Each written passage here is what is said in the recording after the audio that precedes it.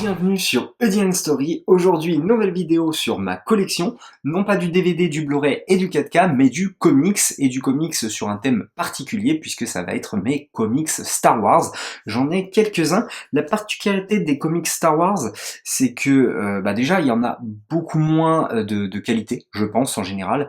En tout cas, c'est quand même des choses moins citées, et je pense que pour s'y atteler, il faut quand même être un minima fan de Star Wars et connaître son univers. En tout cas, si vous n'êtes pas fan des films de Star Wars et que vous lisez des comics, n'hésitez pas à me le dire, Star Wars, mais je pense que c'est un peu plus rare. Et l'autre particularité, c'est que c'est des comics qui ne sont pas non plus énormément édités en règle générale, ou ont été édités depuis un petit moment par notamment Delcourt, qui est le principal éditeur. Donc voilà, en association évidemment avec Star Wars depuis le rachat, qui du coup se trouve assez difficilement. Là je vous parle par exemple du cycle de Trône que je n'ai pas dans la collection, mais qui est apparemment un comics gage de qualité, et donc que j'aimerais me procurer, mais qui coûte vraiment cher. Donc c'est assez compliqué, mais pas que, donc c'est assez particulier. Je vais commencer tout de suite avec tout simplement l'intégrale de Dark Maul, qui lui aussi est justement un comics assez rare à trouver, qui est déjà sous l'effigie Disney, hein, donc ça reste quand même récent malgré tout, mais c'est vrai que ça reste compliqué à trouver. Et donc on va suivre le personnage de Star Wars à travers sa genèse, que ce soit sous la période de Star Wars 1 ou encore entre, par exemple sur Star Wars The Clone Wars, où d'ailleurs on va retrouver son frère qui apparaît à cette occasion, mais aussi sa fin avec son combat final avec Obi-Wan. C'est 10 histoires détachées, pas faites tout le temps par les mêmes scénaristes, mais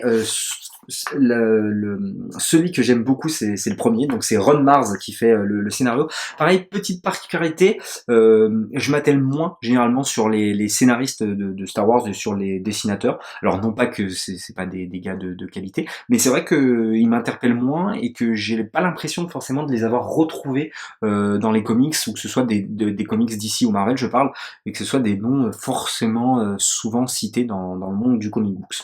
En tout cas, la première histoire est vraiment cool, et les dessins sont vraiment splendides, je trouve, pour le coup. C'est vraiment un comics gage de qualité, qui, il me semble, est vraiment compliqué à trouver à bas prix. Il est trouvable, c'est pas la question, mais il me semble qu'il coûte quand même assez cher. Donc voilà, comme vous pouvez le voir, là on a par exemple Qui-Gon et Obi-Wan. Et donc voilà, on va retrouver différents scénarios avec différents scénaristes et dessinateurs, avec des scénaristes et des dessinateurs qui me plaisent un peu moins par moment, mais la première histoire fait quand même un gros pavé et vraiment gage de qualité. Donc franchement, c'est vraiment cool. En plus, pour ceux qui sont fans de Dark Maul, franchement, vous allez prendre votre plaisir. En plus, on n'a pas été récompensé fan de Dark Maul par le film Han Solo, qui a été assez décrié pour mon plus triste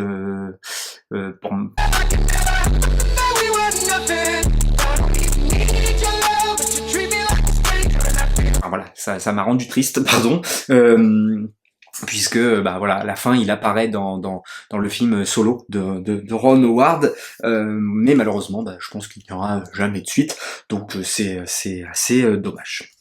Je vais enchaîner avec, là pour le coup, le seul scénariste dont j'ai deux comics, qui fait des comics solo sur des personnages en particulier, donc c'est Charles Soule, voilà, juste là, qui va s'associer à des personnes différentes, donc Marco Checchetto. Alors Marco Checchetto, c'est un dessinateur, il me semble que je dois avoir d'autres comics de lui, peut-être chez DC ou chez Marvel, et Alex Malev pour les dessins de Lando. Deux comics gages de qualité. Donc lui est sorti justement après qu'il y a eu le film Solo, donc voilà. Je ne sais pas à quel est-ce qu'il est déjà non, il est c'est le Solo, c'est le Lando le Lando déjà âgé, donc le Lando qu'on retrouve dans la première trilogie Star Wars, et c'est vraiment un comics de qualité. Vraiment, si le personnage de Lando vous plaît, c'est vraiment gage de qualité. Voilà, on est vraiment sur le pirate, sur le contrebandier de bas étage qui va un petit peu piéger tout le monde et prendre tout le monde à contre-pied. Voilà, le personnage de Lando en général. Et ensuite, il y a évidemment Star Wars, Obi-Wan et Anakin, d'ailleurs, où on va retrouver, j'ai une petite, hop, voilà. Et en fait, on va les retrouver du coup entre le 2 et entre le 1 et le 2 pardon. Et vous savez dans le 2, il y a cette petite scène dans l'ascenseur où il dit non, c'est moi qui t'ai sauvé sur telle planète et telle planète, enfin voilà, où il se chamaille. Et c'est un petit peu le principe de la chose, c'est que bah justement on va suivre l'une de leur aventure. Et donc comme vous pouvez le voir, je vais vous montrer, on a bah, le Anakin plutôt jeune, hein, qu'on ne verra finalement jamais hein, dans la saga Star Wars, voilà, qui est là, hein, donc l'entre-deux, hein, le Anakin ado, puisque bon voilà, c'est déjà un jeune adulte dans Star Wars 2, on va dire, donc voilà. Et donc on va retrouver l'une de ces aventures avec des dessins vraiment de qualité. Alors c'est des dessins, hein, tout ça, Lando, Dark Maul, je dirais des plus classiques hein, de ce qui se fait aujourd'hui. Alors c'est vraiment de qualité, il y a pas de problème. Mais les dessinateurs, on va dire qu'ils n'ont pas leurs pattes, c'est moins marqué, mais en même temps ils ont peut-être un petit peu moins de choix artistiques que d'autres qui par exemple auraient travaillé, je pense là, bah voilà, qui est derrière moi la saga Sandman, où vraiment chaque dessinateur apporte sa patte visuelle. Mais c'est une autre époque, c'est déjà les années 90 et c'est différent. On avait peut-être un petit peu plus de liberté. C'était peut-être pas fait de la même manière, mais ça reste vraiment de qualité, ne serait-ce que pour les dessins d'action. Et puis bah, ce que j'apprécie particulièrement, c'est qu'on suit uniquement Obi-Wan et Anakin, chose qui est quand même assez rare, et bien que c'est eux qu'on suit le plus dans Star Wars The Clone Wars notamment, c'est vrai que moi c'est mes deux préférés personnages, et donc voilà, c'est pour ça que j'ai ce comics et que j'adore les suivre tout simplement. Donc voilà, c'est appréciable. Je vais enchaîner avec Star Wars Clone Wars. Alors c'est le seul volume que j'ai, il y a 10 tomes. C'est trouvable assez facilement, c'est juste que j'ai pas pris le temps de continuer, donc de me procurer un second, vous le trouvez assez facilement d'occasion. Hein. D'occasion neuf, je pense pas que ça se trouve encore, mais donc à Gibert vous pouvez aller en trouver, ou encore sur le Bon Coin, Rakuten, tout ça, vous allez trouver. Et donc bah, là encore une fois, hein, ça développe évidemment ce qui se passe entre Star Wars 2 et Star Wars 3. Alors non pas à la manière de The Clone Wars, le dessin animé, mais d'une manière assez différente. Et d'ailleurs, on va suivre ce Jedi-là, Corto, qui est un Jedi assez particulier, qui est considéré un peu comme trop extrémiste justement, et donc c'est assez intéressant de ce côté-là. Alors je me rappelle pas de tout, ça fait longtemps que je l'ai pas lu, et étant donné que j'ai jamais pris le temps de faire la suite. Vous voyez par exemple, on retrouve encore du Obi-Wan, pardon, et du Anakin adolescent. Donc il y a une certaine continuité, donc pour ça c'est assez sympathique. C'est une période quand même que j'apprécie particulièrement, qui malheureusement n'a pas été développée et n'a pas été la promesse escomptée quand on a eu l'attaque des clones. Voilà, faut quand même se le dire aujourd'hui, c'est que l'attaque des clones, malheureusement, on n'a que le départ, et on aurait peut-être voulu en voir un peu plus. Alors après, on a du The Clone Wars, tout ça pour satisfaire, mais est-ce que ça nous satisfait vraiment? Parce qu'il y a un côté vraiment trop enfantin. Alors je sais qu'il y a la série animée Clone Wars tout court aussi, hein, qui est beaucoup plus gage de qualité que l'autre. Alors là encore un autre problème, c'est Star Wars Boba Fett, l'intégrale, mais contrairement à Dark Maul, ce n'est pas en un seul intégral, il y a 3 intégrales. Donc là c'est le premier. On va retrouver aussi Jango Fett, hein, donc on va retrouver le père et le fils, et c'est vraiment de grande qualité. Donc vous voyez quand même qu'il y a une certaine continuité chez moi. J'aime plutôt les contrebandiers à la Lando, à la Boba. C'est vrai que c'est des choses que j'apprécie particulièrement. Et donc déjà les dessins sont vraiment gages de qualité, et là il y a vraiment, moi je trouve, une patte artistique. Vraiment ça pourrait être des concept art justement pour les films quoi. Et pour ça c'est vraiment cool, et malheureusement c'est des comics qui coûtent très très cher, donc j'ai jamais pu me procurer le 2 et le 3. Donc ça c'est assez dommage. Vous voyez, on retrouve l'espèce de restaurateur que va avoir Obi-Wan à un moment donné, enfin je sais plus si c'est Obi-Wan ou Anakin dans Clone Wars, avec Jango Fett, et vraiment c'est très très appréciable de suivre leur histoire. Malheureusement je n'ai pas encore pu me procurer la suite, tout simplement par le fait que ça coûte énormément cher.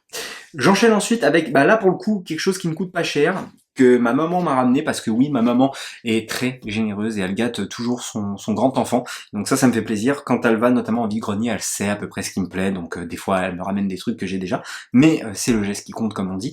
Et donc de temps en temps elle me ramène un petit comics ou des DVD Blu-ray. Et donc là, elle m'avait ramené ça. Donc ça, c'est un comics en fait. Hein, ils sortent régulièrement. D'ailleurs, ils en font aussi du côté de Marvel. C'est Panini qui fait ça. Voilà, c'est Panini Comics.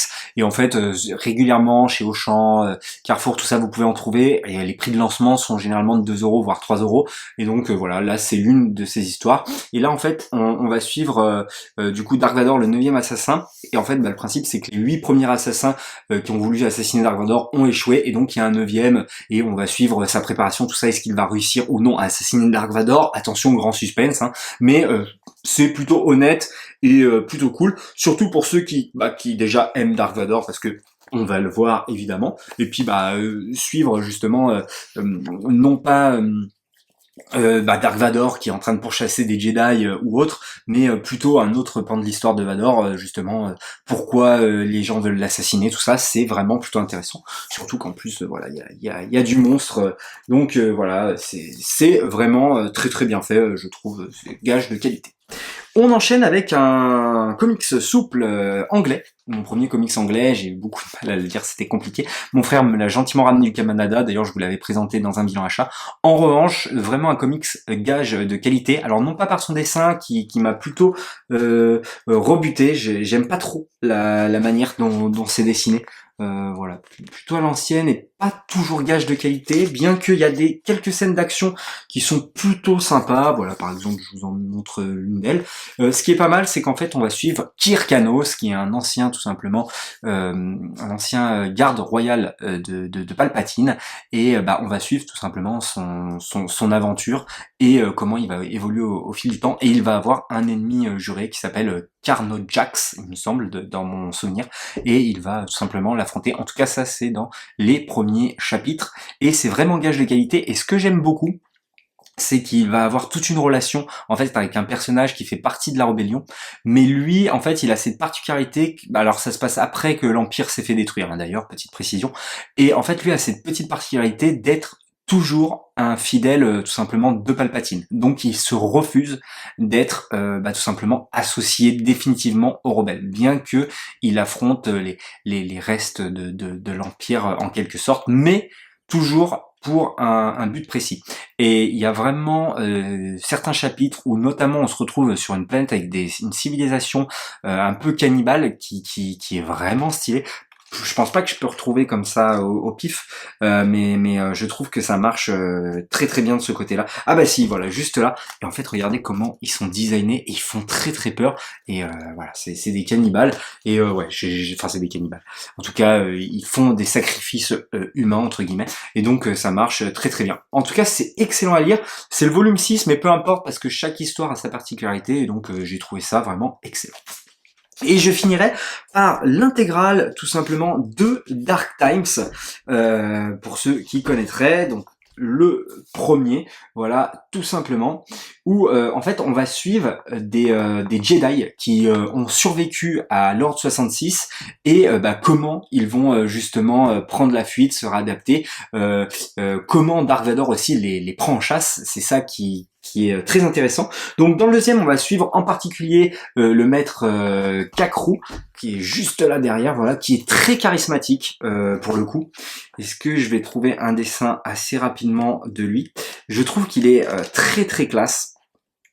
Tac tac tac tac tac. Voilà, il est juste là en train de découper des Jedi. Et donc lui, ça va pas être le personnage central, puisque le personnage central va être Dash Genir, que je vais trouver dans celui-ci, qui vraiment est le Jedi qu'on va suivre de bout en bout et qui va réussir à survivre. Voilà. Il est juste là, je sais pas si vous le voyez, et je sais pas s'il y a des dessins. Les dessins sont vraiment de qualité, et le scénario, alors je me rappelle plus c'est de qui, je vais vous dire ça tout de suite, c'est de Mike Harrison, voilà. Et les dessins sont de Douglas Whitley, mais je ne sais pas si c'est le cas pour tous, en tout cas. Je pense que c'est des comics, en tout cas à l'époque, qui se trouvaient assez bien. Donc comme je le disais, en 6 comics, je vais vous montrer quand même les 6 couvertures.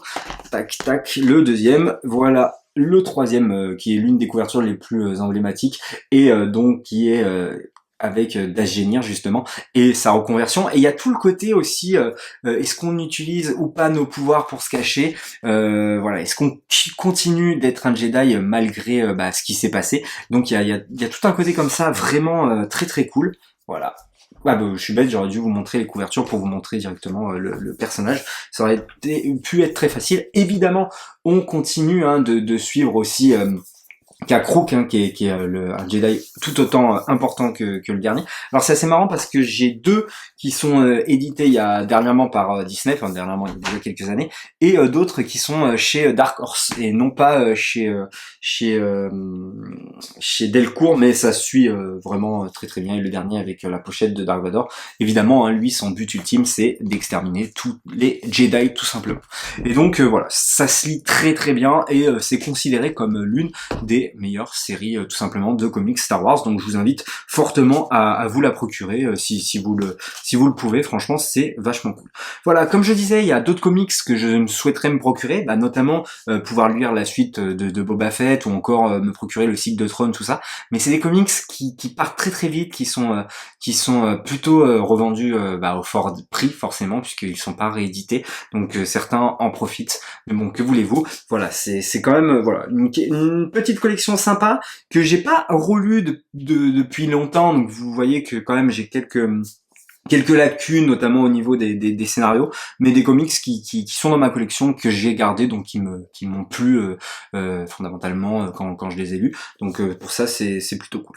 Voilà pour les comics Star Wars. J'espère que cette vidéo collection vous aura plu. N'hésitez pas vous à me dire qu'est-ce que vous avez dans vos comics Star Wars et justement me dire si vous m'en conseillez certains. Alors évidemment je préfère que vous me les conseillez en VF, parce que la VO c'est quand même un peu plus compliqué pour ma part. Voilà. Merci en tout cas, likez, partagez, abonnez-vous, et puis nous on se dit à la prochaine pour une prochaine histoire.